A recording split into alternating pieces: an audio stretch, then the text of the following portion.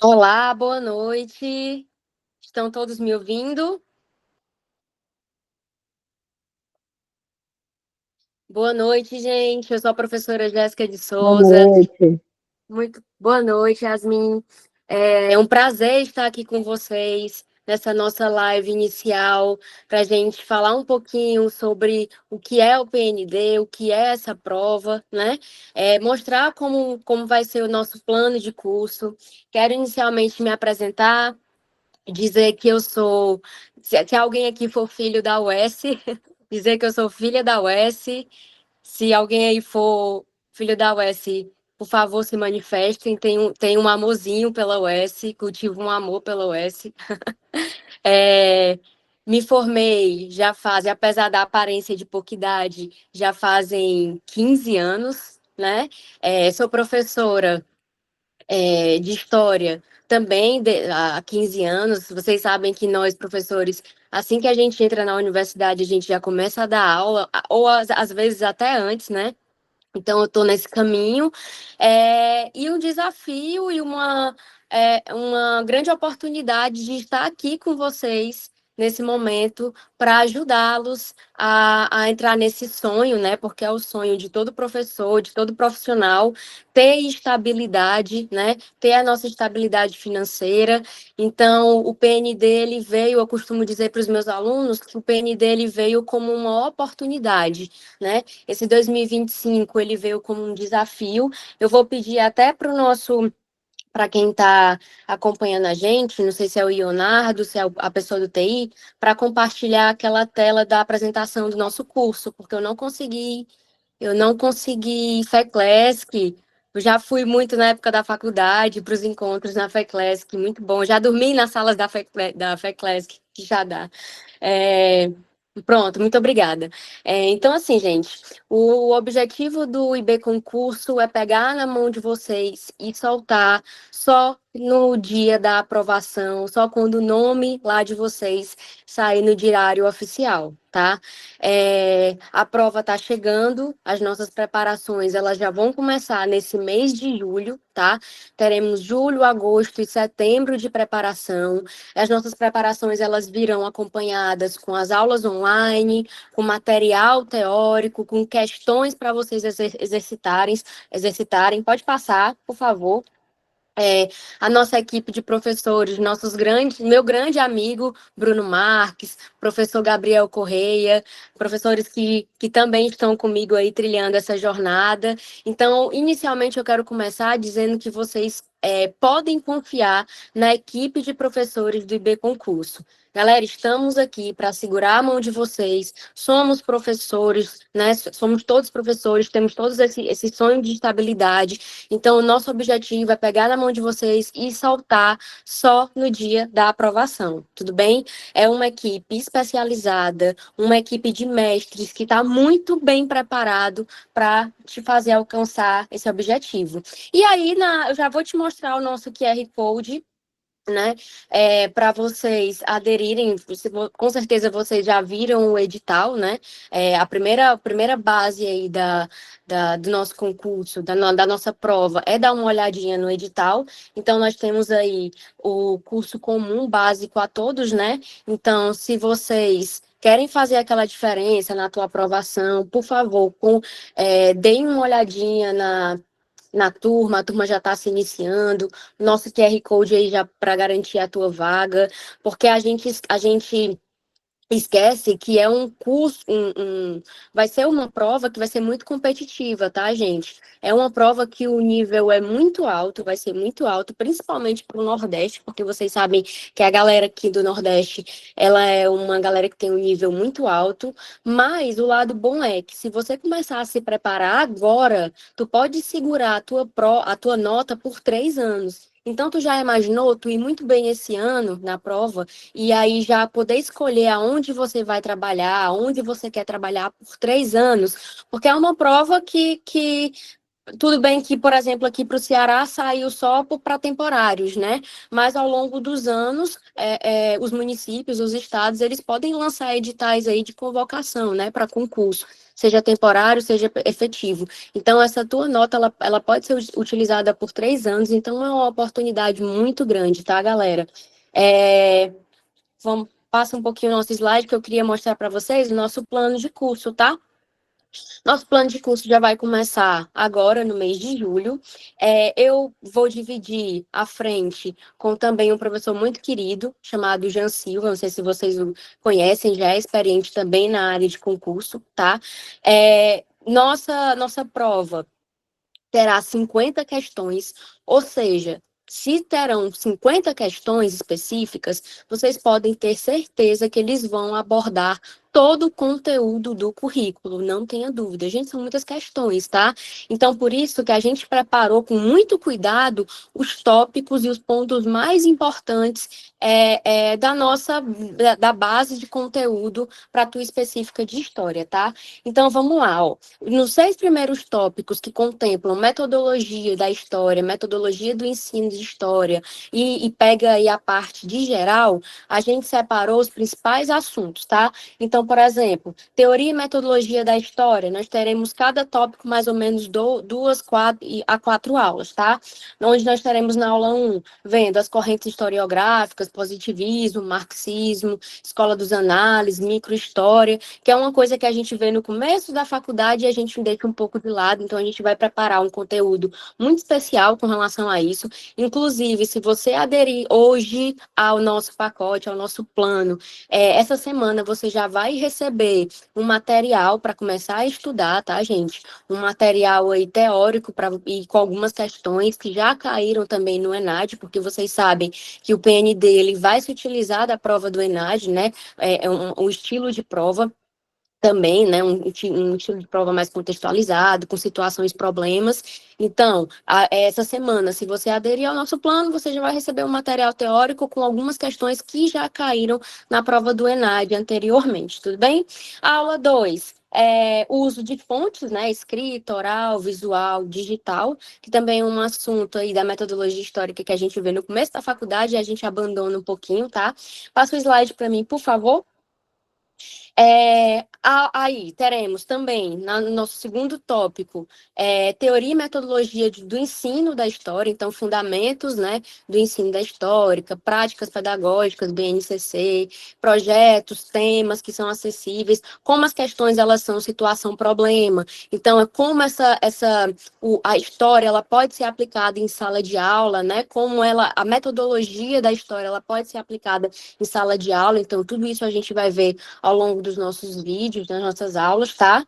Aí começa o conteúdo básico de história, né? Nós teremos aí História Antiga, que vai ser dividida em 2 aulas. Nós teremos aí a aula 5, aula 5 e 6, indo para o lado da Antiguidade Ocidental, então veremos as principais características políticas, econômicas, sociais de Grécia e Roma, né? Nesse tópico da aula 5 e 6, pode passar.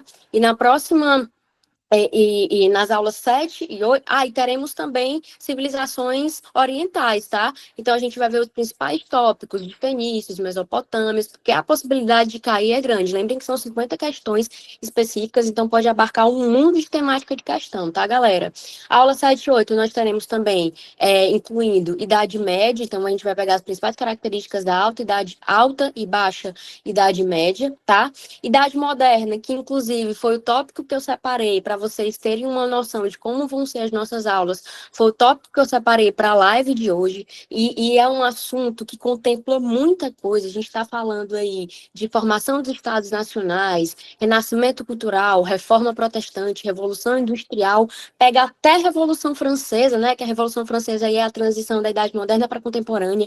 Então, é um assunto que abarca muita coisa, e você pode ter certeza que isso aí é um tópico certo na tua prova de específica. Se você for analisar, gente, a prova do ENAD dos outros anos, né, de 2017, 2021, vocês vão ver que Revolução Francesa, formação dos Estados modernos, expansão marítima, sempre tá? E é porque nem são tantas questões assim. Na verdade, a gente tá falando de 30 questões. Agora a gente tá falando de 50 questões que vão ser feitas, tá? Então, vocês podem ter certeza que idade moderna, por isso que eu separei em 3 tópicos, tá? Se vocês observarem aí, nós teremos aula 9 e 10, né? História moderna. 11 e 12, reformas religiosas e contra-reforma. A aula 12, Revolução Inglesa e Revolução Industrial, e aí a gente vai tentar abarcar também não só a primeira Revolução Industrial, mas os principais tópicos até a indústria 4.0, porque afinal pode cair, porque é um tema, lembrem que as questões da prova vão vir com situações problemas, então pode trazer também essa questão da atualidade no curricular, né? Pode passar, e aí nós teremos aula. Pode passar, 13 e 14, ainda com idade moderna, eu separei um tópico aí maior para a idade moderna, porque eu acho que vai estar bastante presente na tua prova, tá? Aula 13, Revolução Americana, Iluminismo, aula 14, Revolução Francesa e Era Napoleônica, que está, se você for olhar as provas passadas do ENAD, sempre tem Revolução Francesa, seja falando sobre declaração de direito, eu até separei essas questões aqui para vocês, tá? A declaração de direito do homem e do cidadão, patrimônio histórico relacionado ao contexto francês, tá? A questão da... Cláudia, eu vou já mostrar o cronograma de aula, tá? As questões de cidadania. Então, isso vai estar muito presente nas tuas... pode ter certeza que vai estar muito presente na tua prova. E, por fim, idade contemporânea, história contemporânea, né? Aula 17, aula 15 e 16, crise de 29, sistema totalitário, principais tópicos aí. Aula 16, Primeira Guerra. Aula 17, Segunda Guerra Mundial. Botei aí separado, porque são muitos detalhes, a gente vai precisar de uma aula um pouquinho maior para esses 2 tópicos. Aula 18, Guerra Fria e Geopolítica, Mundo Bipolarizado. E aí o nosso cronograma de estudos vai até aí, e aí a partir do 7º tópico já entra em História do Brasil e entra em alguns outros pontos que quem vai tratar com vocês é o meu colega, professor Jean Silva, que vocês terão um encontro com ele, que eu já fiquei sabendo essa semana, vocês vão gostar muito dele, tá? Então, galera, como é que vai ser o nosso cronograma? O cronograma foi colocado aqui, no slide. Teremos simulados. Teremos simulados, teremos material teórico, teremos videoaulas. E aí, ó, como foi que eu separei o cronograma? Essa semana já vão sair materiais teóricos para vocês, tá? E toda semana vai sair 2 videoaulas, certo? Porque a ideia é a gente concluir o nosso cronograma em julho, agosto, até o final de setembro. Porque outubro vai ser só revisão geral, resolução de questão, porque a tua prova já vai acontecer.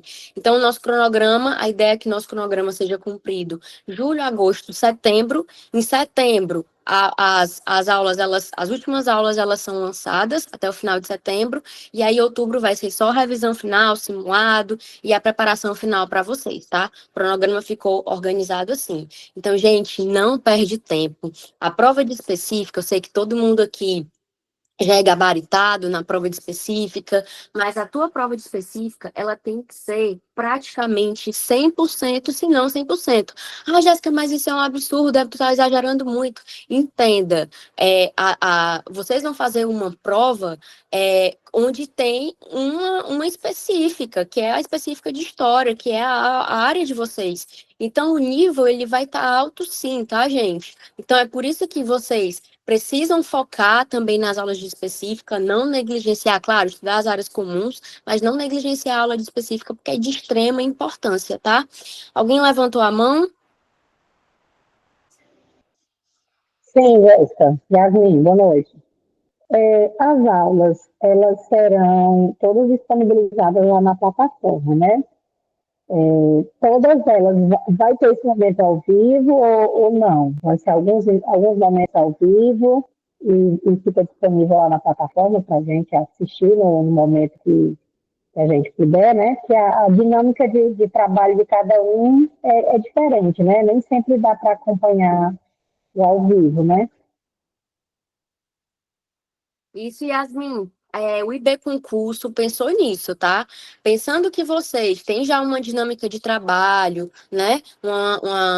São profissionais já da área, as aulas elas vão ser gravadas e você vai ter acesso ao material, às aulas gravadas em qualquer momento. Ela vai estar lá disponível na plataforma e a ideia, gente, é justamente isso, porque a gente está falando de profissionais da área, pessoas que já atuam, que já trabalham, que o tempo é curto. Então, a ideia é. Então, vocês vão ver que vão ser aulas que não tem enrolação, vai ser tudo muito objetivo, vai ser aulas que são voltadas mesmo para o teu interesse, que é a aprovação, que é a realização do teu sonho. Então, elas vão estar disponíveis na plataforma, tá? Teremos um outro encontro lá no nosso momento de revisão, lá em outubro, também uma live ao vivo, mas as preparações, elas vão ser todas na plataforma, tá? Deixa eu abrir aqui as mensagens.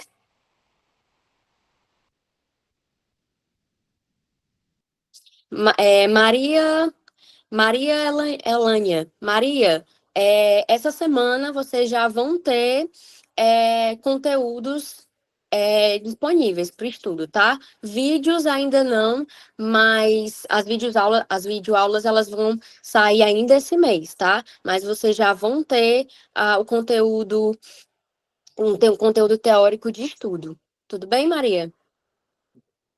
E as aulas, Cláudio, elas serão gravadas e disponibilizadas na plataforma, tá? Então tá aí, gente, o QR Code da nossa específica. Eu sou uma professora extremamente acessível, então vocês podem me procurar nas redes sociais, me procurem nas redes sociais do curso, tá? O Instagram do curso aí para vocês. Underline IB Concurso, o número do WhatsApp disponível para vocês. Vocês podem ter certeza que o que eu falei e é muito sincero, tá? O nosso objetivo, o objetivo do IB Concurso é segurar na tua mão e só soltar no dia da aprovação, no dia que teu nome sair lá no edital, bonitinho, e tu ganhar o sonho da estabilidade. Tudo bem? Então vamos lá, vamos começar? Pronto, o Leonardo está dizendo aqui que na plataforma tem um espaço para enviar dúvidas aos professores. E vocês podem ter certeza que a gente vai estar sempre disponível para resolver essas dúvidas, tá? Aqui, ó, gente, a imagem do curso, tá? O nosso curso físico presencial. Os nossos aprovados, a nossa lista de aprovado. Primeiro lugar, Pindoretama. Primeiro lugar, Nova Olinda, Ceará. Segundo lugar, Nova Olinda, certo? A nossa lista de aprovados. E vocês conseguem ver a nossa lista de aprovados também no nosso Instagram, no Instagram do curso, do B Concurso, tá? Alguma dúvida mais? Podemos começar? Então, aí, ó, QR Code na tela. É, Vou compartilhar com vocês agora as questões que eu separei. A ideia aqui, gente, é que vocês já tenham mais ou menos uma noção de como é que vai vir a prova de vocês, tá? Prova do ENAD, como eu falei, são situações problema, então são questões contextualizadas e que às vezes joga uma pegadinha que a gente acha que tem certeza de uma resposta, mas não porque ela está muito relacionada ao texto, né? Ao que a questão está pedindo. Vou compartilhar aqui a tela com vocês para a gente poder começar, tá? Vamos lá.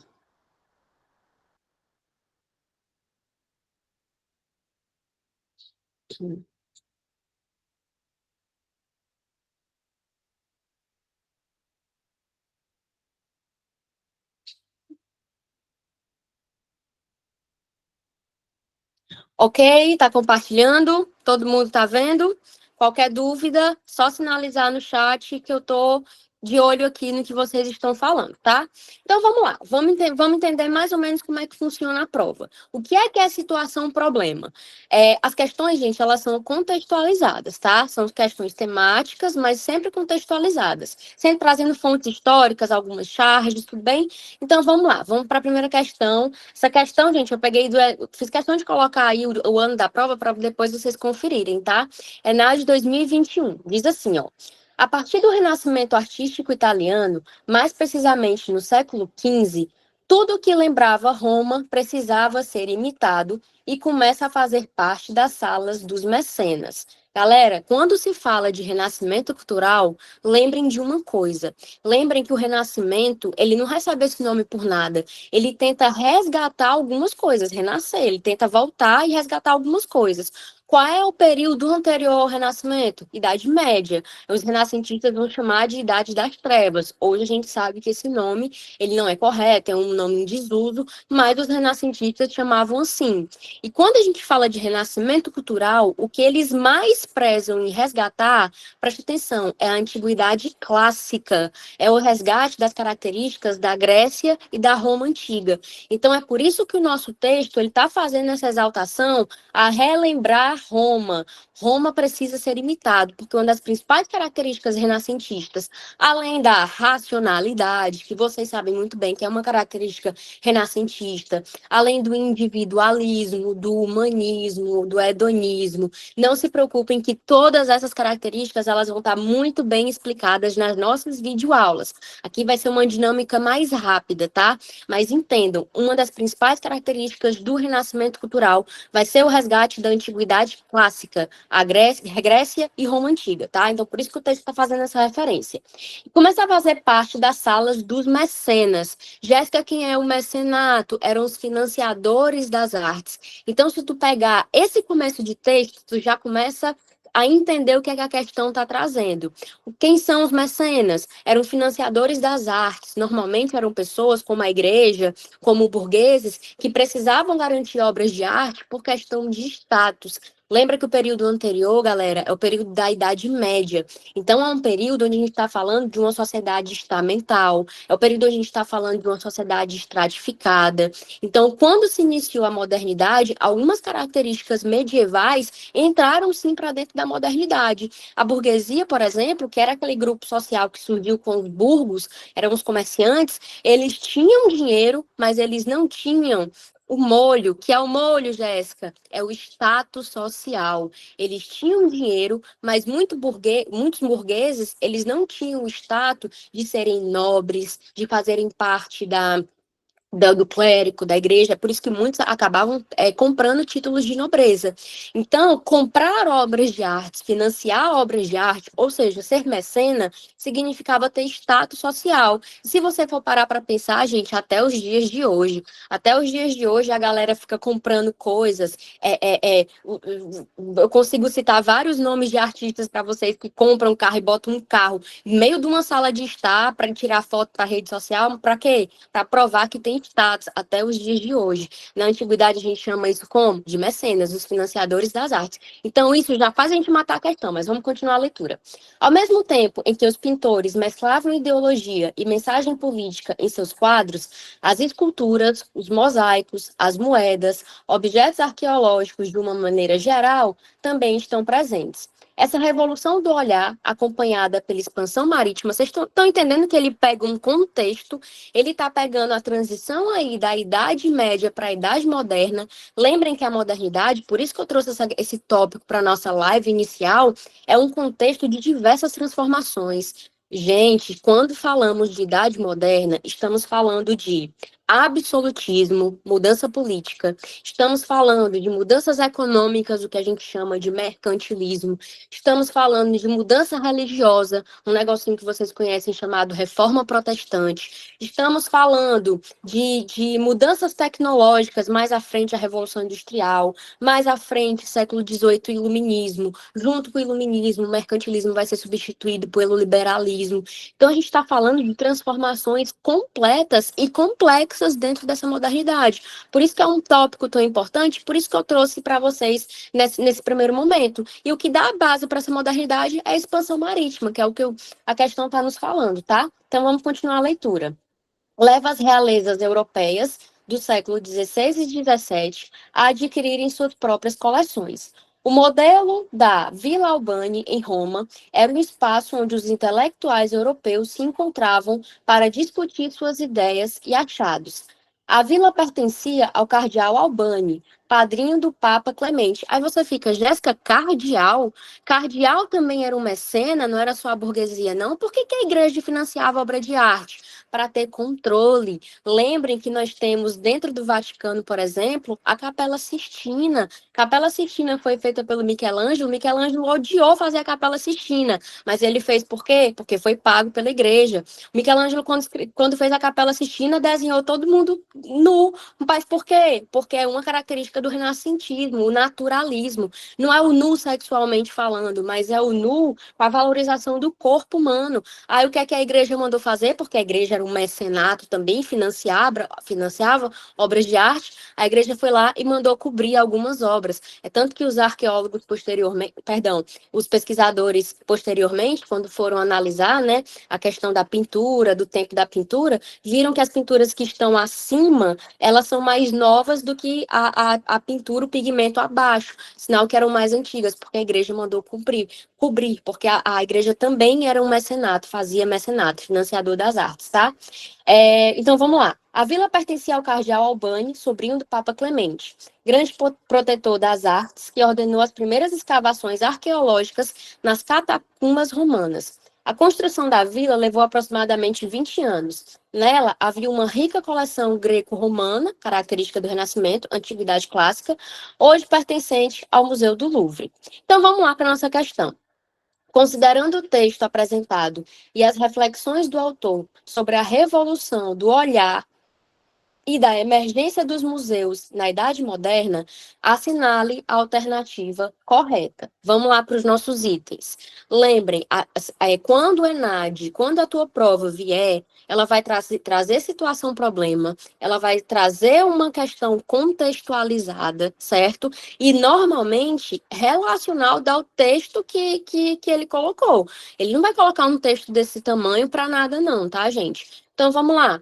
No século XVI, os historiadores que salvaguardavam artefatos da igreja, da realeza e da nobreza, eram críticos da elite proprietária desses objetos. E aí, gente? Tá falso esse item, tá?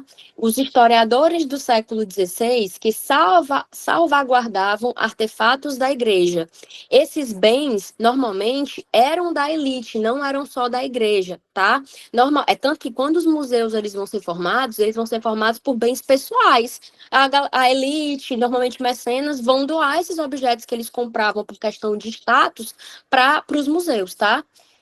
Falso. Item B de bola. Na Idade Moderna, os museus difundiram o patrimônio cultural por meio das suas funções educativas. Inicialmente, elas não tinham uma função educativa. Posteriormente, ela cria essa função, tá? Mas inicialmente não tinha essa função. Ela vai ter uma função de preservar a memória, de uma identidade não educativa. Item C. Na Idade Moderna, o colecionismo era expressão de uma hierarquia política, econômica e social. Perfeito, nosso item C. O que é o comecinho da nossa questão nos fala? Ele nos traz muito bem a citação dos mecenas, os financiadores das artes. Para que serve o mecenato? Para que serve eu gastar dinheiro, eu sendo burguês, para comprar quadros, para a igreja isso mesmo, Felipe, específica de história. A igreja financia obras de artes com o fim de uma hierarquia política, econômica e social, para mostrar prestígio, tá, galera? Então, o nosso item correto aí seria o item C, tá? Tudo certo até aqui? Tudo tranquilo? Deixa eu olhar aqui as mensagens. Tudo certo, né? Entenderam o estilo de questão? Aqui, gente, é para vocês entenderem o estilo de questão e ver como é que vai ser, tudo bem, é 2025, é o primeiro ano que essa prova está sendo aplicada, é uma novidade, mas se ela se baseia na prova do ENAD, então ela vai vir contextualizada assim mesmo, tá, gente? Vamos para a nossa segunda questão aí, ó. Mais uma questão do ENAD 2021. Gente, se eu tiver uma certeza na vida, é que, primeiro, vocês vão ser aprovados, porque vocês vão sair dessa live e vão assinar o nosso plano, e aí vocês vão ser aprovados, é uma certeza que eu tenho. E a segunda certeza que eu tenho, vai cair patrimônio. A Maria gostou, mandou um joinha aqui. Muito bem, Maria. Nossa primeira aprovada aqui, tá? Se Deus quiser. João Paulo também. Interajam, gente. Eu sou uma professora aqui que gosta de interação, tá? Vai cair patrimônio na tua prova. Eu não tenho dúvidas disso, tá?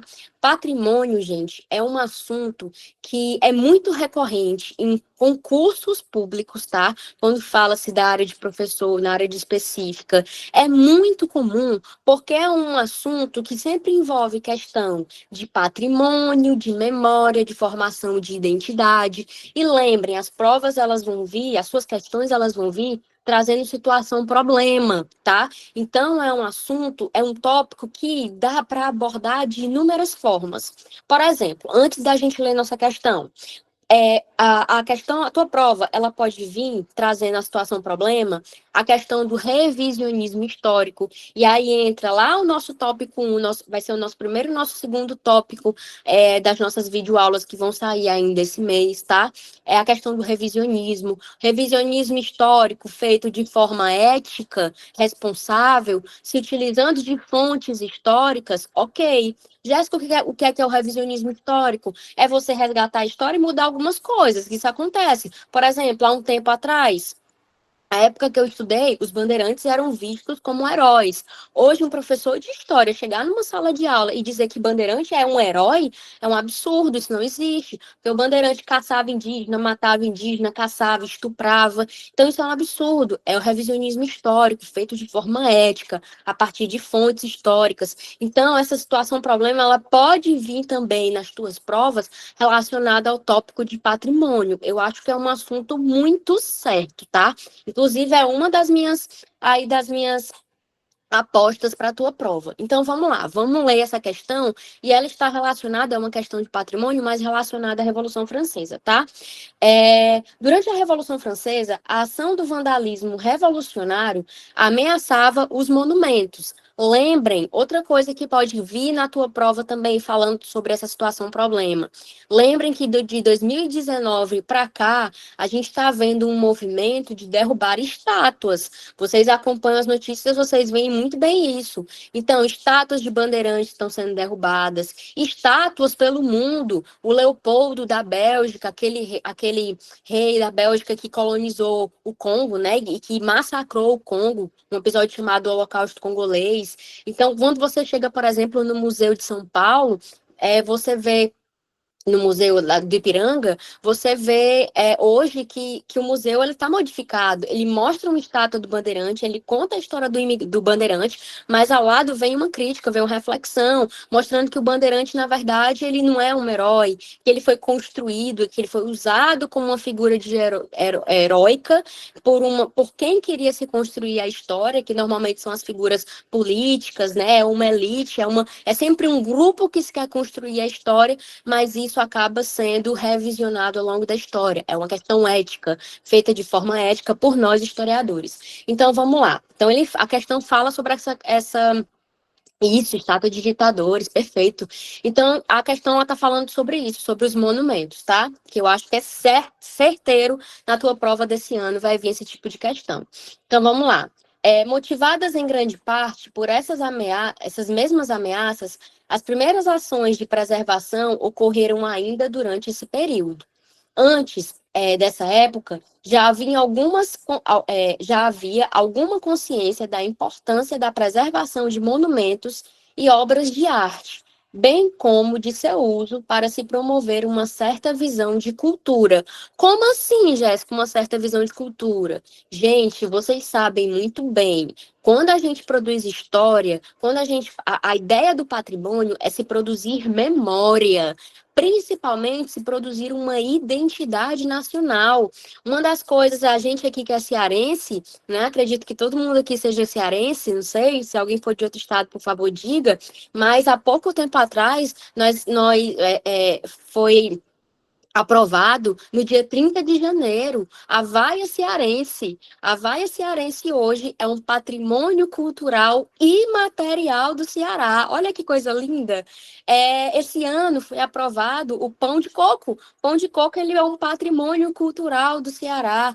Mas por quê? O que é o patrimônio? É algo que gera uma identidade, a definição de memória para uma nação. O problema, aí vamos para a situação problema, é que em alguns momentos essas ideias de patrimônio e memória, elas são forjadas, né? Espírito Santo, Wagner, então você não conhece a Vaia Cearense? Final da aula, quando não estiver gravando, eu vou mostrar para você a Vaia Cearense, porque eu não vou passar essa vergonha aqui ao vivo numa live, tá? Se alguém quiser me ajudar na Vaia Cearense, a gente lhe mostra como é a Vaia Cearense. E hoje é um patrimônio, tá? É um patrimônio cultural e material do Ceará. 30 de janeiro foi aprovado. Então, gente, mas infelizmente vocês sabem que quando a gente fala de memória, algumas vezes essa memória, ela é... Conhece, Wagner?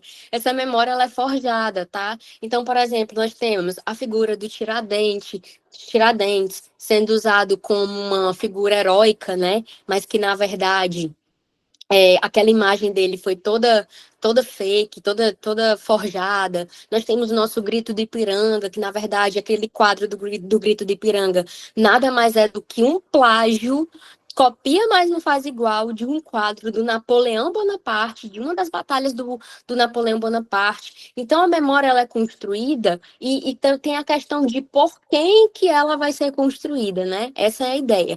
Mas no final, ela sempre é para preservação de uma memória, de uma identidade, tá? Então, vamos para a nossa questão. Diz assim: sobre o patrimônio cultural na Idade Moderna, já que ele está falando sobre a Revolução Francesa, avalie as asserções a seguir e a relação proposta entre elas. Ó, gente, as questões do ENAD, elas vêm normalmente diferentes do que a gente costuma ver aí, né, que vocês estão acostumados a ensinar na sala de aula de vocês. Normalmente, quando vocês veem questões de item, é item um, 2, certo ou errado e acabou, né? As questões do ENAGE, elas vêm para você entender se uma questão justifica a outra. Não necessariamente todas vão vir desse jeito, né? Mas uma questão acaba, se um item justifica o outro. Deixa eu ver aqui o que vocês estão falando.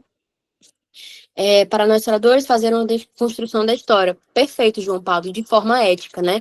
Utilizando fontes históricas. Não simplesmente dizer, como algumas pessoas falam, que o Holocausto nunca existiu. Fonte, vozes da minha cabeça, né? Isso não existe. A ideia do revisionismo é ser feito de uma forma ética. E feito de forma ética tá tudo certo, tá? Então vamos lá, vamos para os nossos itens, tá? Diz assim, ó. Primeiro item.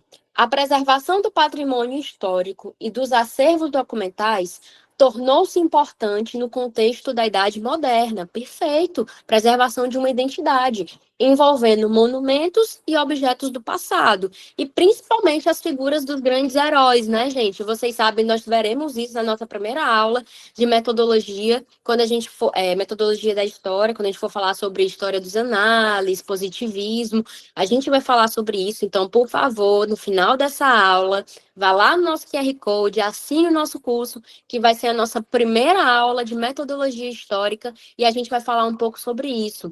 A história era produzida para os grandes heróis, falando sobre os grandes heróis, os grandes feitos. Já assinou, Maria? Perfeito.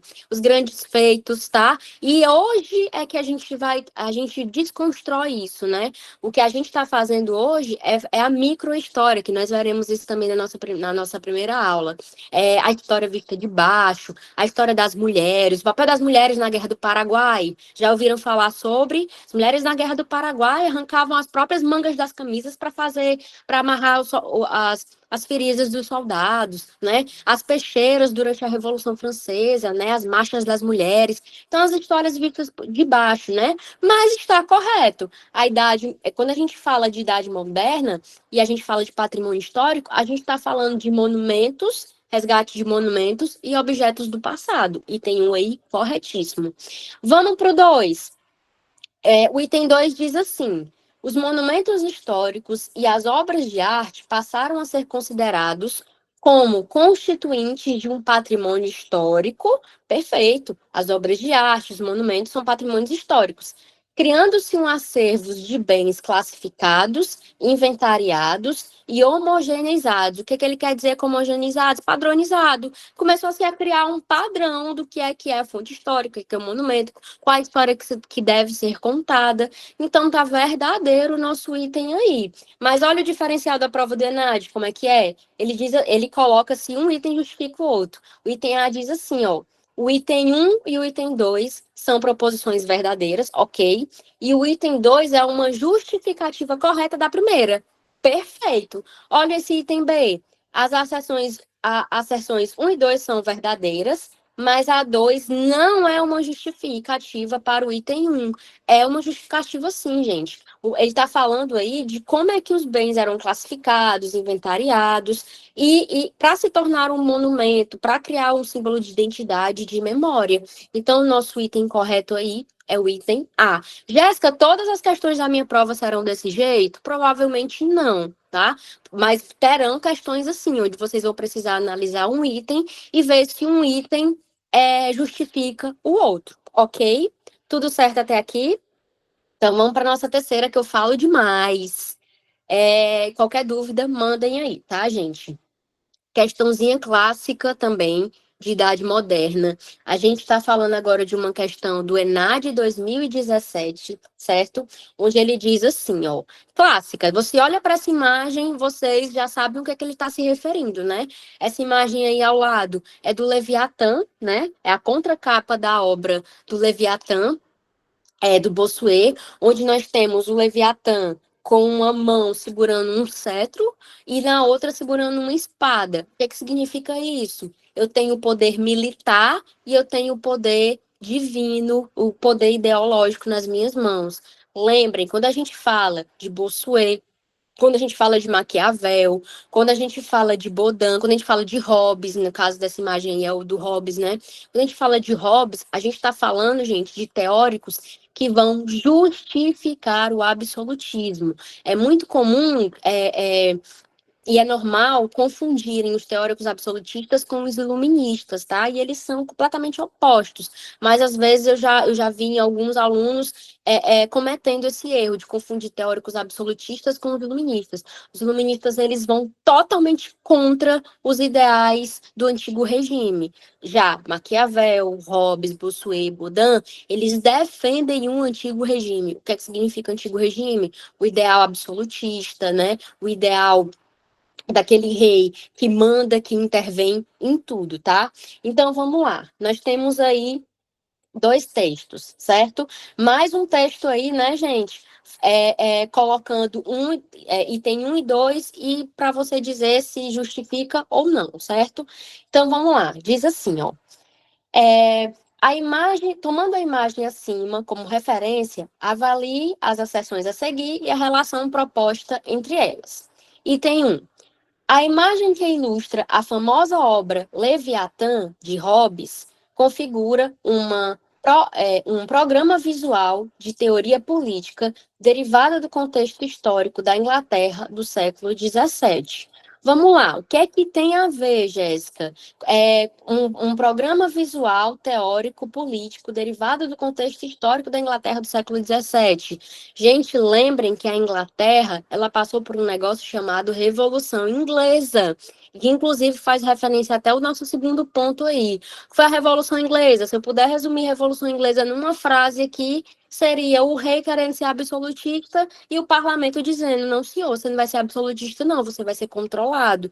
Até porque naquele momento, na formação dos estados nacionais, a gente vai ter as figuras reais emergindo como absolutistas, como aqueles sujeitos que entram em guerra, saem de guerra, estabelecem imposto e faz o que eles quiserem, tá? E aí, no contexto da Revolução Inglesa, a gente vai ver esse parlamento querendo limitar o poder desse rei. E o Hobbes, a teoria do Hobbes, ela vai ser utilizada sim como uma justificativa para a teoria absolutista. o que é o contexto histórico dessa época, o que torna o nosso item verdadeiro, tá? Tem um outro detalhe, se viesse, por exemplo, uma questão mostrando, falando, por exemplo, de Bossuet e Baudin. Bossuet e Baudin eram teóricos também absolutistas que falavam sobre a teoria divina dos reis. E aqui, gente, eu estou entrando para a área da história, tá? Eu não estou indo para a filosofia, para a sociologia, nada disso.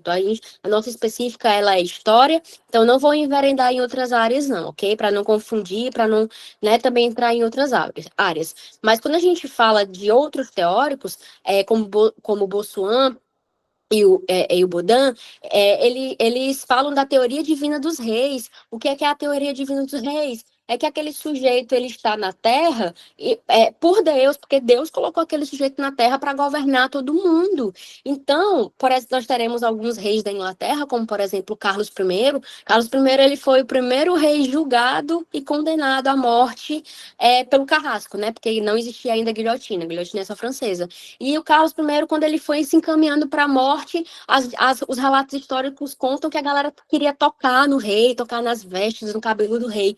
Por quê? Porque se acreditava na teoria divina dos reis, que aquele sujeito estava lá como um representante divino. Então, se eu consigo tocar num sujeito que é representante divino, eu vou curar das minhas mazelas de doença, eu vou ter prosperidade. A galera acreditava nisso mesmo. Então, quando a gente fala de teóricos absolutistas, Maquiavel, Hobbes, Bossuet, Baudin, a gente está falando dessas teorias, tudo bem? Vamos para o segundo item. Diz assim, ó, a ruptura de Henrique VIII. Quem é Henrique VIII? É aquele cara que vai criar o anglicanismo. Também mais uma questão aí da nossa modernidade, a reforma protestante. Lembrem que o Henrique VIII, ele a gente fala muito da questão da Ana Bolena, né? Que ele queria se separar de Catarina de Aragão para né, se casar com a amante, Ana Bolena. Tem essas fofocas, a gente adora, historiador adora fofoca.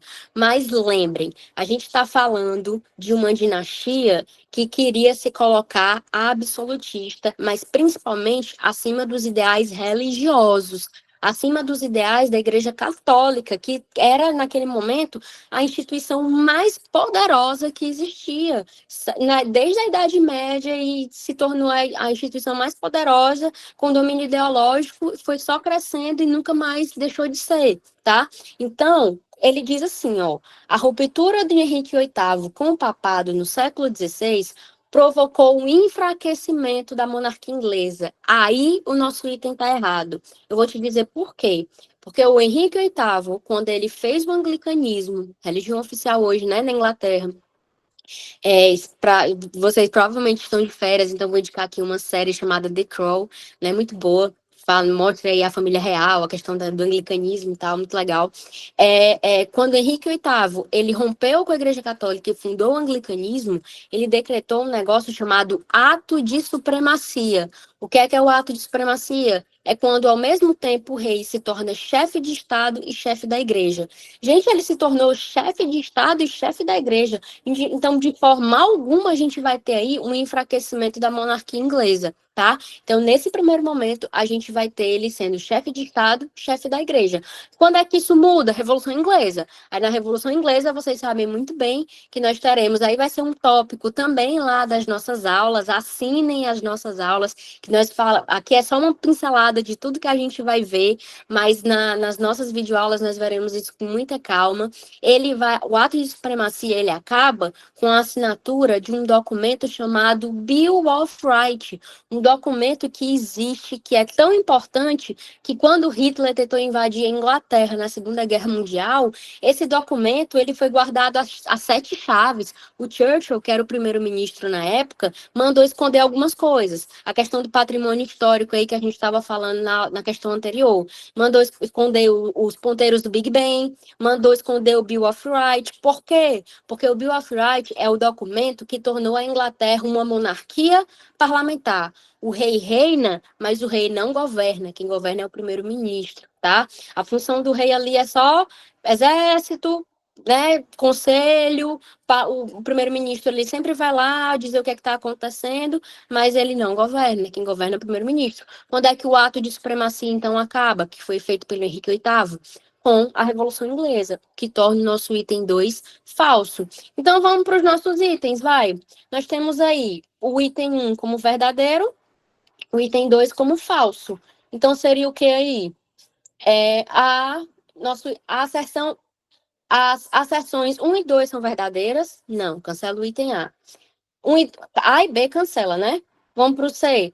A asserção 1 é uma proposição verdadeira e a 2 é uma proposição falsa. Perfeito aí o nosso item correto sendo o C. Item D, 1 é uma proposição falsa, não. E o E diz que 1 e 2 são falsos, não. Nosso item correto aí, nosso item C. Tudo certo até aqui, gente? Tudo tranquilo? Deixa eu ver se tem alguma mensagem. Interajam comigo, assinem nosso curso. Falta 10 minutinhos, eu falo muito. Vamos fazer mais uma, tá? ENAD 2017. Vocês estão percebendo que as provas, as questões, elas são sempre muito bem contextualizadas? É possível, sim, que venham questões mais objetivas, tá? Isso aí a gente não está excluindo. Mas as questões objetivas, elas são mais fáceis, teoricamente, mais fáceis de responder do que questões que envolvem aí uma interpretação de um texto, né? Que por isso que eu me preocupei de trazer esse tipo de questão para vocês hoje, que já caiu no ENAD, tá? Então, por exemplo, essa 4 aí é uma questão do ENAD 2017. Mais uma vez, França. Mais uma vez, Revolução Francesa, tá? Então, quando eu falei para vocês que vai cair Revolução Francesa, seja envolvendo patrimônio, seja envolvendo contexto, é certo que vai cair. Então, vamos lá. Diz assim, ó. País da Declaração dos Direitos do Homem e do Cidadão. Jéssica, o que é isso? Falou de Declaração de Direito do Homem e do Cidadão, você sempre, presta atenção no que eu estou dizendo, sempre vai lembrar dos ideais iluministas, certo? Lembra que eu falei para vocês dos iluministas, para vocês não confundirem com o absolutismo?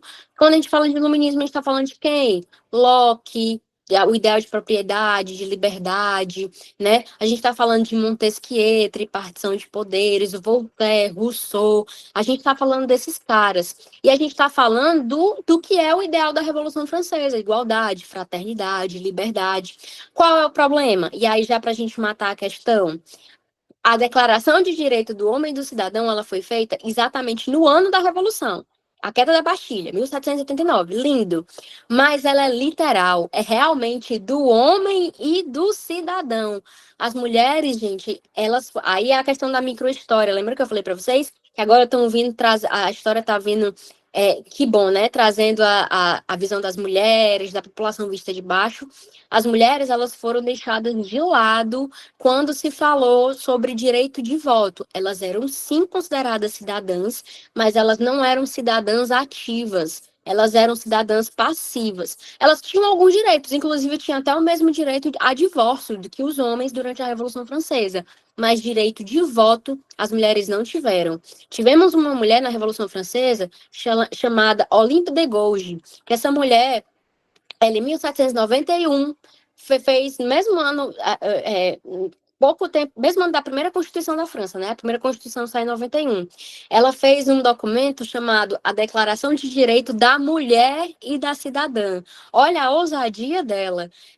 Quer dizer que as mulheres não têm direito de voto no governo francês, da burguesia. Então tá bom, eu vou fazer uma declaração de direito da mulher e da cidadã. E por isso, no governo dos jacobinos, ela foi guilhotinada, porque ela foi considerada ousada demais por ter feito essa declaração de direito da mulher e da cidadã.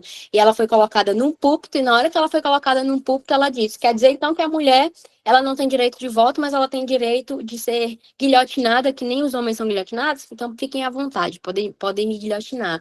E aí é isso que a questão está trazendo, a questão do papel feminino aí, tá? Vamos lá, diz assim, ó, continuando. A França é, de fato, o penúltimo país do continente a ter concedido o direito de voto às mulheres, em 1944, quando, além dela, só faltava a Grécia para dar esse passo. É, de fato, paradoxal. É preciso voltar a Thiers, o organizador do sufrágio, em 1789, o ano da Revolução, tá? 89, que distinguia entre cidadãos passivos e ativos. Cidadão era dividido entre passivo e ativo. Todos têm direito à proteção de sua pessoa, de sua propriedade, de sua liberdade. Todo mundo concorda aí que isso é um princípio iluminista, né, gente? É a propriedade, a liberdade, a proteção, mas nem todos têm direito a tomar parte ativa na formação dos poderes públicos. Nem todos são cidadãos ativos. O que é que ele está dizendo? Todo mundo tem direito a alguns princípios iluministas, propriedade, liberdade, de defesa, lindo. Mas nem todo mundo tem direito a voto, nem todo mundo é cidadão ativo. Alguns são cidadãos passivos. As mulheres, aí ele dá o exemplo das mulheres. As mulheres, pelo menos no estado atual, as crianças, os estrangeiros, aqueles que em nada contribuem para a sustentação do estabelecimento público, não devem. Deixa eu ver aqui.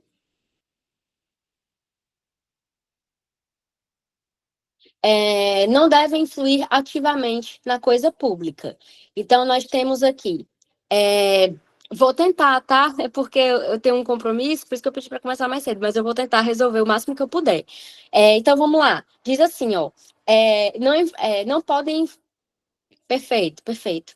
Não devem influir ativamente na coisa pública. Então, nós temos o que aqui, ó. Com relação às ideias apresentadas no texto, avalie as afirmações a seguir. Se é um dos participantes mais ativos e influentes na criação da Assembleia Nacional de 1789, o que é essa Assembleia Nacional de 1789? Ela é aquela Assembleia que é organizada para fazer nascer a primeira Constituição da França. Lembrem que na primeira Constituição da França prevaleceu os girondinos, que era aquela galera de direita. Então, ao prevalecer os girondinos, nós teremos voto censitário, voto por renda. A população participou da Revolução Francesa, invadiu a Bastilha, Arsenal dos Inválidos, invadiu Versalhes. A população pobre fez um monte de coisa, mas na hora de sair a primeira Constituição da França, deixou a população pobre de lado. É por isso que a Revolução Francesa ela foi uma revolução da burguesia, né, gente? Então, ele participou da Assembleia Nacional, infringiu princípios básicos do iluminismo ao organizar o sistema do sufrágio francês, quando ele excluiu a população feminina. Perfeito aí. Então, nós temos aí o nosso item 1 como verdadeiro. A gente já exclui aí o A e o B, né? Vamos lá para o nosso segundo.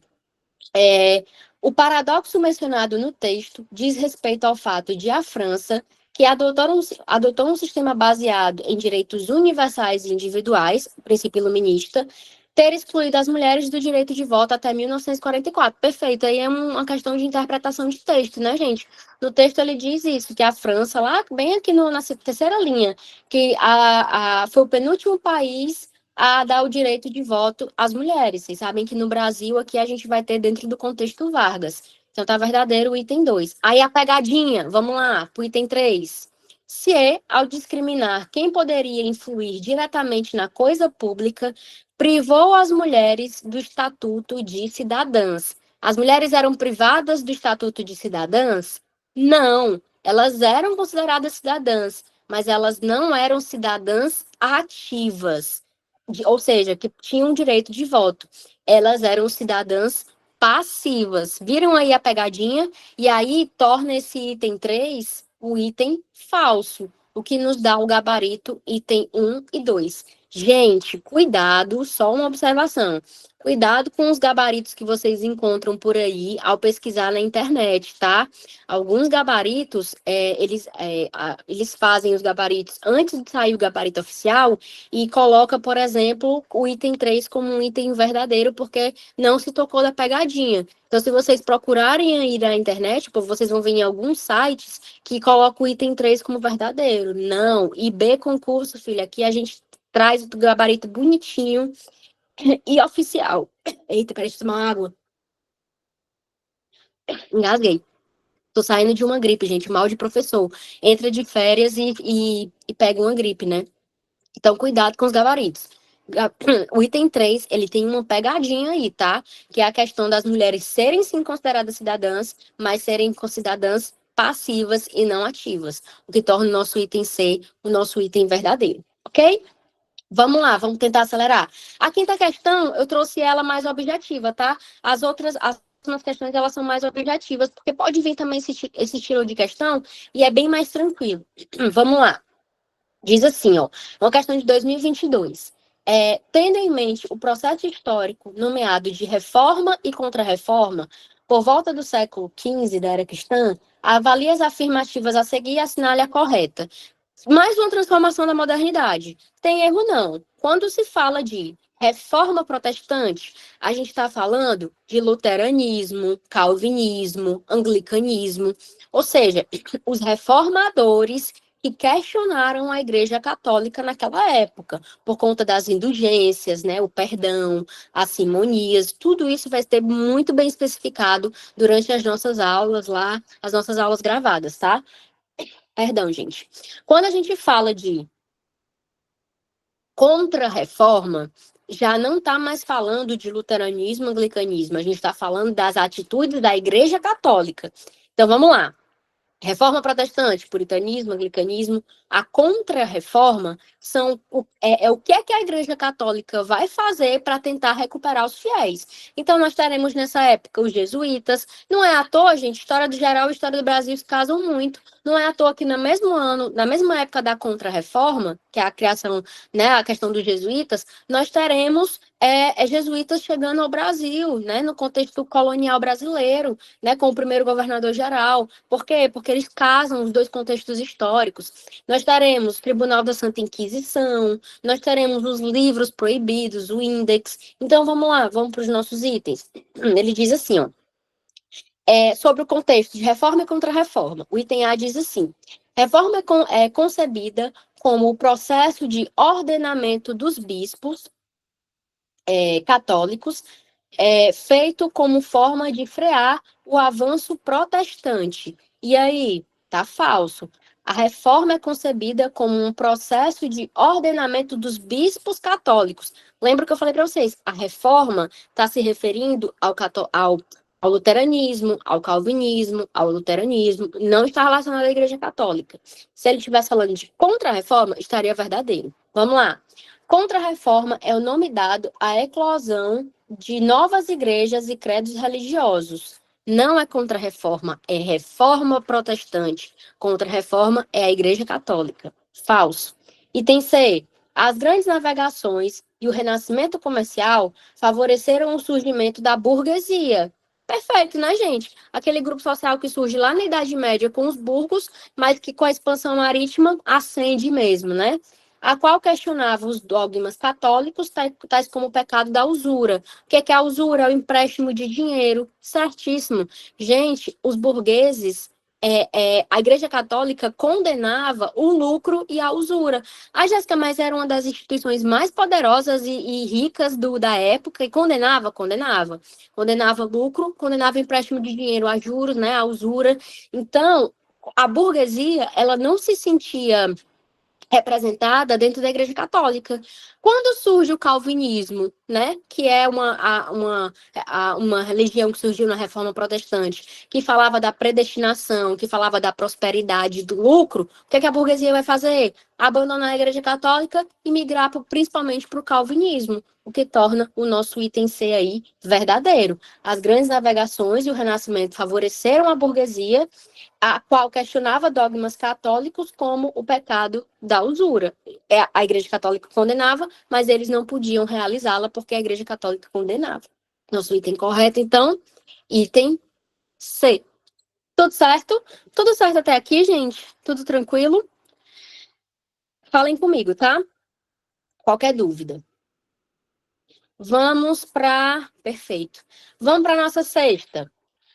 FUB 2023. Mais uma questão aí objetiva que eu separei para vocês. Diz assim: a Revolução Gloriosa marcou o fim do absolutismo.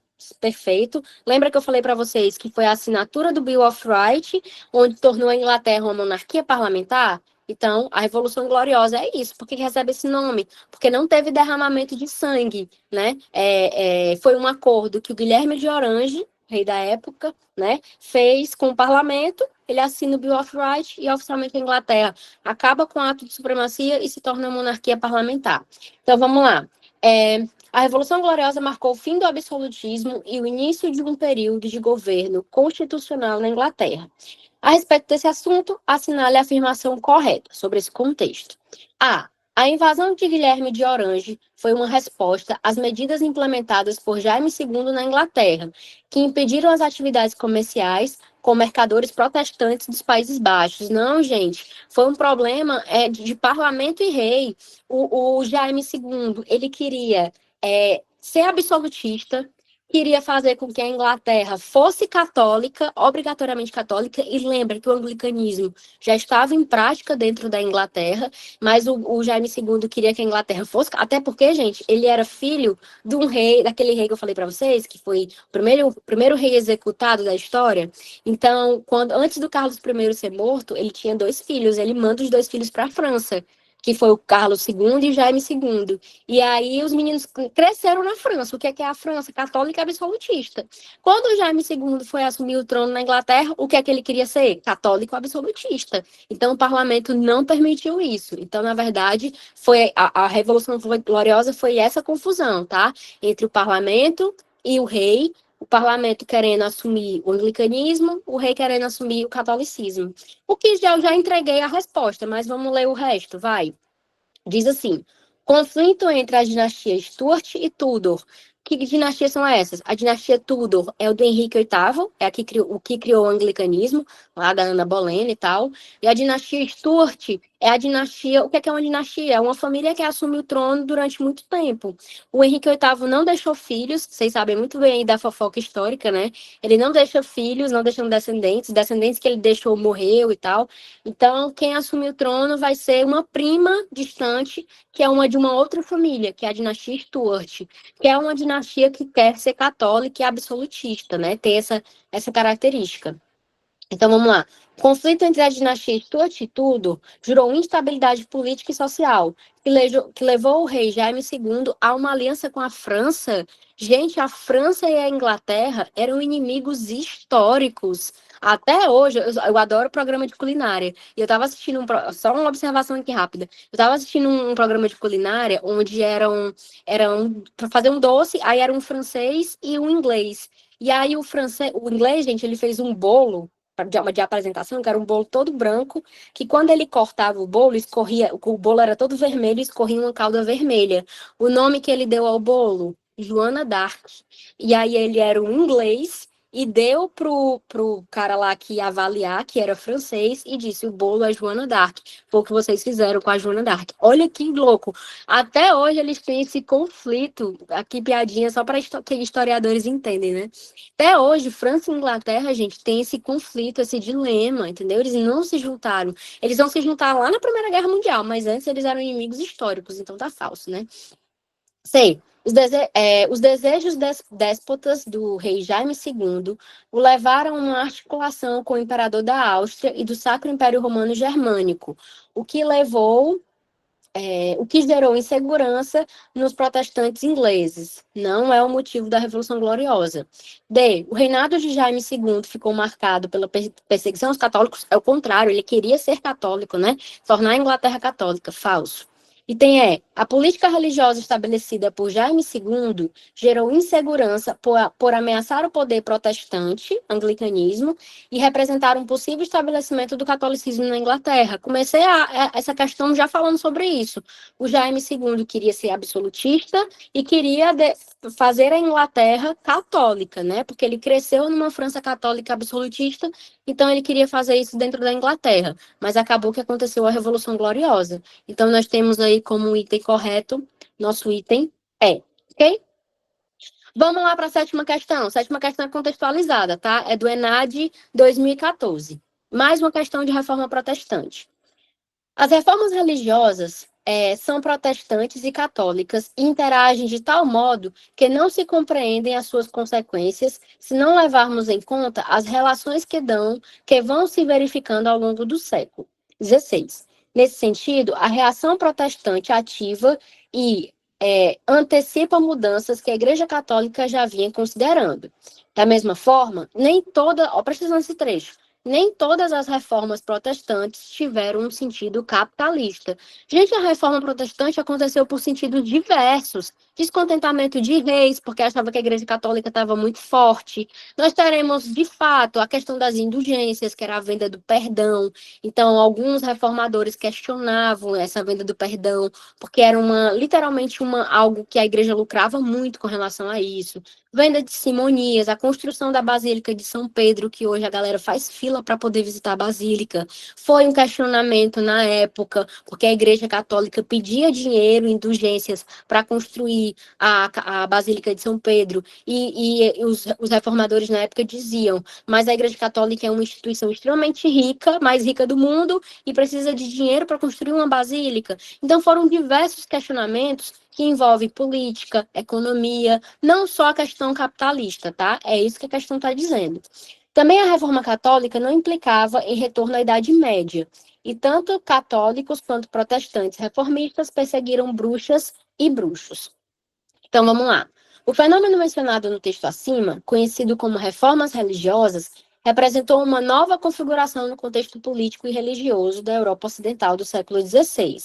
Nesse sentido, considera-se que tais reformas religiosas, item A, resultaram na relação de diferentes conflitos. A reforma protestante foram diferentes conflitos? Sim, que remontam às questões teológicas, perfeito, políticas, perfeito, e econômicas, e ainda a posse e exploração do novo mundo. A reforma protestante, ela acontece por diversos segmentos.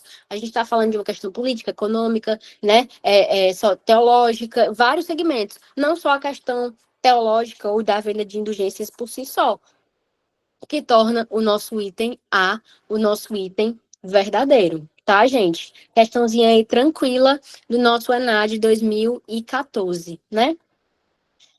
Questão 8, mais objetiva. Tudo certo até aqui, gente? Gente, espero encontrá-los no nosso curso, tá? Que começa já esse mês.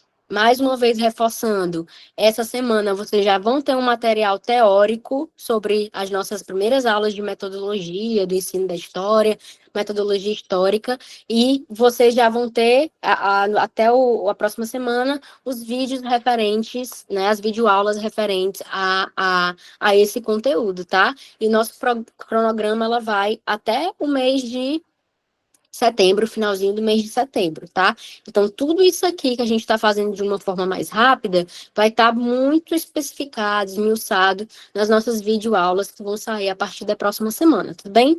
Então, vamos para a nossa questão 8, que ela é mais objetiva. Diz assim, expansão marítima, ou seja, a gente já está falando aí do comecinho da Idade Moderna, né? Contexto mercantilista, de busca de metal precioso, de especiarias. A gente está falando de um contexto de procura de novos territórios, de disseminação de fé, tá? Então, vamos lá. A expansão marítima empreendida pelos portugueses nos séculos XV e XVI está ligada a quê? Item A, tradição marítima lusitana, direcionada para o mar Atlântico em busca de ilhas fabulosas e grandes tesouros? Não, né, gente? A gente está falando de especiarias, metal precioso, contexto mercantilista. Também, aos interesses mercantis. Opa, pode ser. Voltados para as especiarias do Oriente, responsáveis pelo desinteresse na exploração do ouro e do marfim africano. Não, gente, contexto da expansão marítima, o continente africano ele vai começar a ser desbravado, tá? O pessoal não sabia o que tinha ainda lá dentro do continente africano, não. Na expansão marítima é que vai começar a fazer o périplo africano. Falso. Há diversas causalidades que, aliada aos conhecimentos geográficos muçulmanos, permitiram avançar sempre para o sul e assim atingir as Índias, périplo africano, contorno do continente africano para chegar até o Oriente. Falso. Entender ao caráter sistemático que possuiu a empresa mercantil. Quando a gente fala de grandes navegações, a gente está falando de mercantilismo. Explorando o litoral africano, perfeito, périplo africano, mas sempre em busca de passagem para as Índias. Por quê? Porque lá estavam as especiarias, cravo, canela, gengibre, açafrão, as especiarias que vão ser extremamente lucrativas e que quem tinha controle eram só os árabes e os italianos pelo mar Mediterrâneo. Então, no momento em que Portugal consegue fazer o périplo africano, o contorno da África, que demora muito, tá, gente? Eles cruzam, eles saem em 1415 e eles só chegam do outro lado em 1498. Aí você fica, Jéssica, que diabo de GPS ruim é esse? Não, mas é porque eles começaram a fazer a exploração do continente africano à medida que eles iam contornando o continente, tá? Então, o nosso item correto aí é o item D de dado, ok? Vamos para a nossa questão 9, questão do Educa. Considerando o processo de revolução industrial, questão certeira também na tua prova. As provas de concurso adoram revolução industrial porque sempre encaixa naquela situação problema, de contextualizar com várias áreas, tá? Analise a seguinte afirmação. Tanto a Grã-Bretanha quanto o mundo sabiam que a revolução industrial lançada nestas ilhas, não só pelos comerciantes e empresários, como através deles, cuja única lei era comprar no mercado mais barato e vender sem restrição no mais caro, estava transformando o mundo. Nada poderia detê-lo. Os deuses e os reis do passado eram imponentes diante dos homens de negócio e das máquinas a vapor do presente. E tá fazendo aí, gente, uma referência à primeira revolução industrial, tá? Vocês sabem que ao longo da história nós passamos por várias revoluções. As revoluções, elas seguem os séculos, inclusive. Hoje a gente está falando de uma indústria que a gente chama de indústria 4.0. Ao longo das nossas aulas, nós teremos também uma videoaula falando de revolução industrial, onde a gente vai especificar ponto a ponto cada revolução industrial e as principais características delas, tá? Mas nesse caso aqui, ele está falando da primeira, né? Sobre o texto e a revolução industrial, é possível afirmar corretamente. Vamos para o item A. A Revolução Industrial não foi uma ruptura técnica, mas a herdeira de um lento processo de aprendizagem em um longo percurso de surgimento de inovações técnicas. Essas inovações levaram à multiplicação acelerada de mercados e serviços. Gente, o que é uma revolução? É uma mudança total. Quando a gente fala de uma revolução, não é uma mera mudança simples. Por exemplo, Revolução Francesa, queda de um rei. Revolução Russa, queda de um rei e os bolcheviques, né, socialistas, que tinham um ideal socialista, assumindo poder. Revolução Industrial, uma mudança social, política, econômica que influencia a sociedade inteira. Mas não é uma mudança que aconteceu de forma rápida, a partir de longos processos. Então, o nosso item A está completamente verdadeiro. A gente está falando de uma primeira revolução industrial, onde é o uso do carvão, as máquinas a vapor. A gente fala de uma segunda revolução industrial, que já usa petróleo. Terceira revolução industrial, técnico-científica. Quarta revolução industrial, IA. Gente, da onde é que a gente, há poucos anos atrás, a gente ia falar de inteligência artificial salvando vidas. Jéssica, como assim salvando vidas? Eu já cansei de ver notícias em jornal que a pessoa utiliza aqueles relógios com inteligência artificial, né? Que usa por questão de saúde, e aí a percebe que existe alguma coisa errada, né? Questão de batimento cardíaco, manda um serviço de alerta para o serviço de emergência, o serviço de emergência socorre a pessoa e salva a pessoa. É o IA tomando decisão, quarta revolução industrial. Então, é uma mudança de mercados e serviços, o que torna, e que não foi um processo rápido, né? Foi um processo de grandes mudanças e avanços tecnológicos, o que torna o nosso item A já o nosso item verdadeiro, tá? Vamos para nossa última questão. Eu trouxe uma questão aí diferente, de colunas, tá? Tudo certo até aqui, gente? Tudo tranquilo? Falem comigo, estou falando há 1 hora sozinha. Tá tudo certo? Interajam aí comigo, por favor. João Paulo, Maria, perfeito. Maria da Paz, Cláudio, perfeito. Vamos lá, então, vamos encerrar. Questão 10, uma questãozinha de Detinho Nascimento. Pode falar.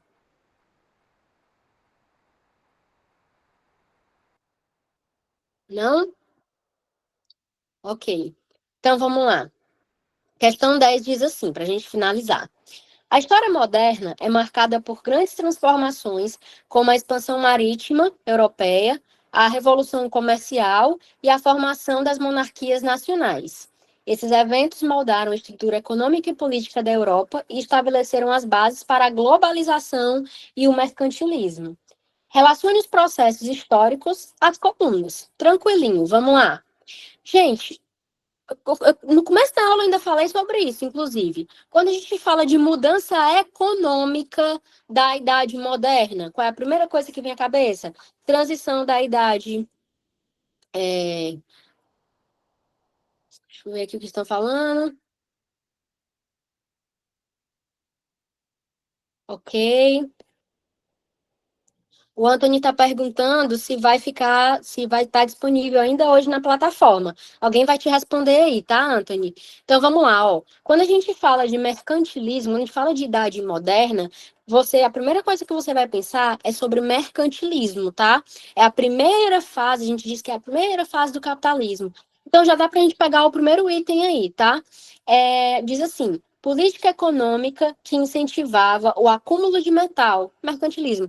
Gente, o mercantilismo tem características: metalismo, acúmulo de metal, balança comercial, a ideia de exportar mais e importar menos, protecionismo, colocar taxas e produtos sobre as mercadorias que vêm de fora. Olha como que interessante, algumas medidas mercantilistas, querendo ou não, a gente utiliza até hoje. É só tu pensar aí no tarifaço do Trump, né? O que é o tarifaço do Trump se não é tomar medidas protecionistas, né? Colocar taxas sobre os produtos que vêm de fora, independente de que viés aí ele esteja pensando, se é questão econômica, política, seja o que for. Então, nós temos aí a primeira questão aí, o primeiro item, já temos aí o mercantilismo, né? O 4.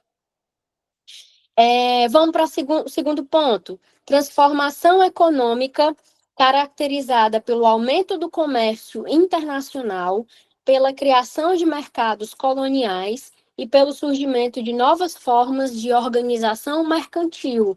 A gente está falando o quê? Aí poderia ter gerar uma dúvida, se está falando de expansão marítima ou de revolução comercial. Mas ele está falando do aumento do comércio internacional. Então, a gente já puxa aí para uma revolução comercial, tá? E não expansão marítima. Vamos lá. Então, nós temos aí o já 4 e 2. É isso? Já dá para responder, né? Mas não, vamos ler o resto. Diz assim: processo pelo qual os reis europeus centralizam o poder nas mãos de um monarca. Gente, a centralização política, também falamos sobre isso já na live de hoje. Como é que se dá essa centralização política, essa formação do absolutismo? É o item 3, formação das monarquias nacionais. Quando o absolutismo, que é aquele rei que centraliza o poder na mão dele, né, entra, né, no poder e centraliza tudo. É o item 3. E o último, movimento que levou as potências europeias a expandirem seus territórios e influências através de exploração oceânica, com o objetivo de encontrar novas rotas comerciais e fontes de riqueza.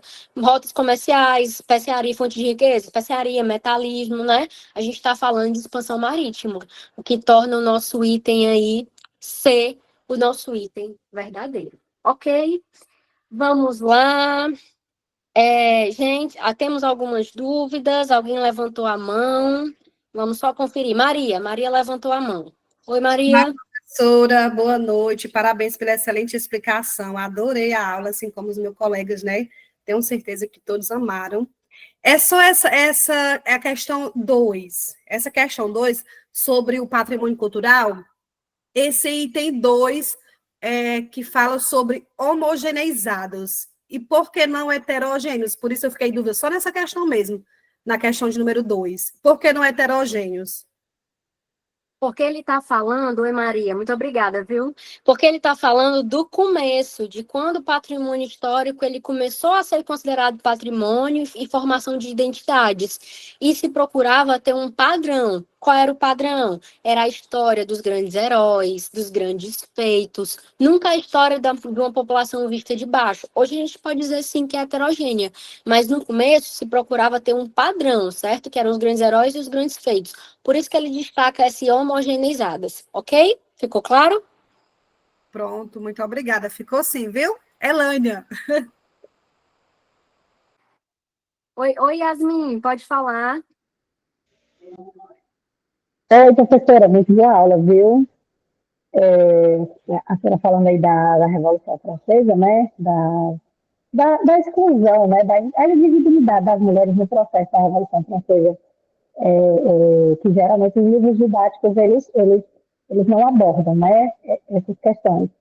Uma coisa que eu utilizo para minimizar essa deficiência, né, dos livros didáticos, que inclusive tem melhorado bastante, né, nos últimos anos, eu sempre, quando eu vou trabalhar a questão do iluminismo, eu inicio, né, com frases dos iluministas e também de mulheres, né, como, por exemplo, a Elizabeth.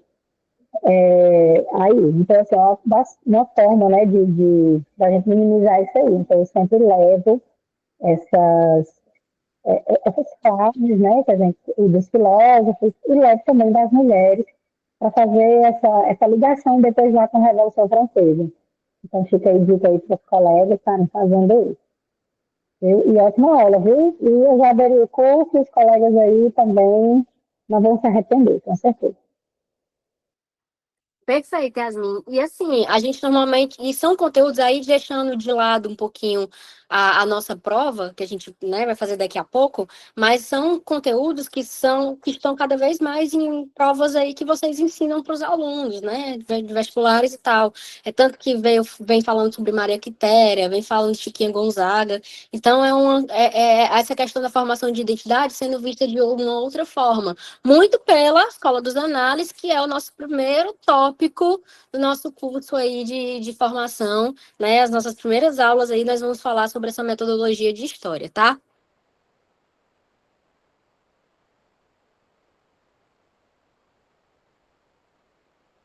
Temos mais alguma dúvida? Tudo certo até aqui? Gente, ó, quero agradecer a atenção de vocês, tá? Nos veremos aí agora em formas de vídeo, né?